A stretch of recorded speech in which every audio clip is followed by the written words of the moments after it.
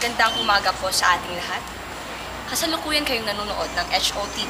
Ako nga po pala, si Sheena Maricantor, co-founder ng Happiness Org.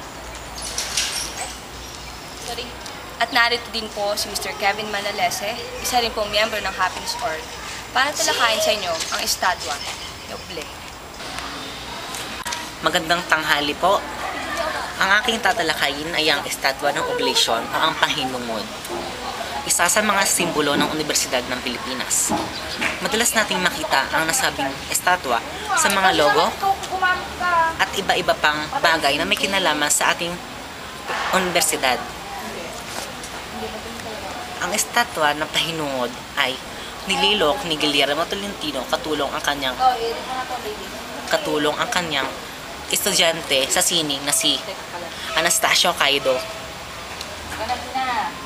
Si Guillermo Tolentino ay isang profesor ng sining sa Universidad ng Pilipinas, Diliman. Ang nasabing estatwa ay kinimosyon ni Rafael Palma, ika-4 na Pangulo ng Universidad ng Pilipinas. Ayon sa kanya, nais niyang ibase ang estatwa sa ikalawang taludtod ng tula ni Jose Rizal na Ming Ultimo Adios. Ang estatwa ay nililok mula sa semento na pininturahan upang bumukhang gawa sa bronse o tanso.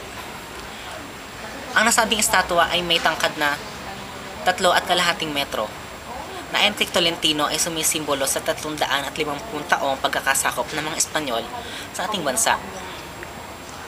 Ayon sa kanya, ayon pa kay Guillermo Tolentino, ang estatwa ay sumisimbolo sa mga bayani nagbuwis ng buhay sa pakikibaka sa mga Espanyol. At ito ay nakatayo sa isang plataporma na binubuo ng mga bato na sumisimbolo sa arkipelago ng Pilipinas. Ang bawat isang bato ay sagisag ng bawat isang isla na bumubuo sa ating kapuluan. Ang halaman sa paanan niya ang katakataka, ang sagisag ng pagkamakabayan. Alam naman natin na ang katakataka, isang halaman na kapag nagtapon ka ng dahon sa kung saan man, tutubuan ng panibagong halaman na katakataka rin. Sinisimbolo nito ang buto o punla ng pagkamakabayan na dapat ikalat sa mga estudyante ng Universidad ng Pilipinas. Ang Oblation o Pahinungod, isang simbolo ng Universidad ng Pilipinas.